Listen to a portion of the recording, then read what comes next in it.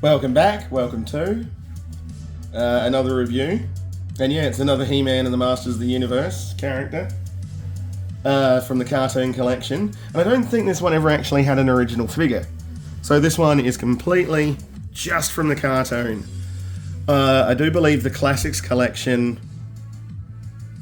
Yeah, because this is the Origins collection Trapjaw, so that's what the original toys are based on.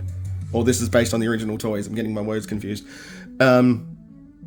So I don't have any the Classics collection here. They're a much more modernised, I guess, darker take on all of these characters. If we ever get one, we'll do a review. But the point being, there's not an original figure of Fang Man. There is, however, the Classics collection, like I said. So, at the end of the last video, the last review, which was for Little Orko here, because they're a part of the same wave, I pointed out that I feel that this is the best and most creatively named character in all of He-Man and the Masters of the Universe, including She-Ra. He is man, and he have Fang. Fang Man. Can't get easier than that. So this is the last one from this wave that I'll be reviewing. You can see the other two there.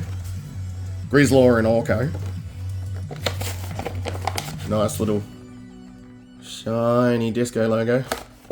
And yeah, I forgot to show the last two, but there's some lovely artwork there.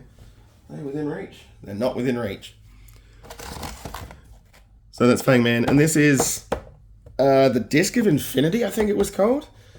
I had to look up on the internet to see if I could find out what this is, because the Australian versions of these card backs don't have the text saying what this is. Like what the accessory is and his posing. And also doesn't have the text that says the name of the episode that this art is representing and the accessory. But what I did find out is this should be about this big as him, because it shows He-Man wheeling it out of a cave, and it's much larger, so I don't know why it's this small. It's kind of just a piece of crap. So I do really like this cartoon collection. First of all, the characters actually look like they did in the cartoon. That's the whole point of that. And I've not pointed this out in the other reviews at all, but the way cartoon is written here is in the style of the company that made the original cartoon, Filmation. And they made other stuff like Brave Star and some things I cannot remember. They made plenty of stuff in the late 70s, early 80s though. So, same thing again, as always, the instructions on how to tear them limb from limb, which I don't want to do. I break a lot of things very easily, so even though it says you can pop the limbs off, it's really pushing it with me. And again, we got the same comic. Future Tense, Part 5 of the Horde Invasion Saga. And this is a multiversal story. A couple of different He-Mans.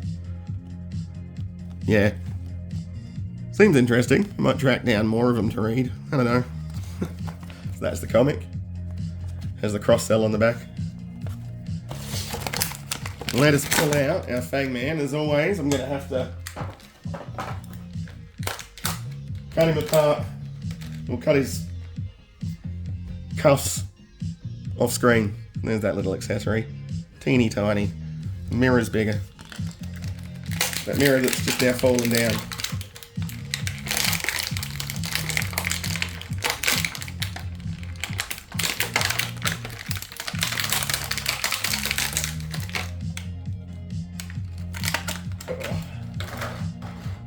Didn't even need scissors this time. Sheer brute force has trapped this in. There we go. All gone. And this is Fang Man. Obviously we straighten his legs out so he's not all crouched over.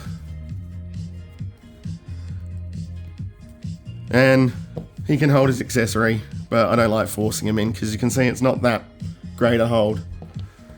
But I don't really like the way this guy looks. He's got a whole, out of a 1980s Conan the Barbarian kind of feel. And this again is another piece of armor you can take off, like on Grislaw. He's got nice big posable head. I don't. Some of the other reviews mentioned the gaps. I don't really give a damn about the gaps. Again, all that posability that all modern figures have these days, and he has legs, unlike poor Orko.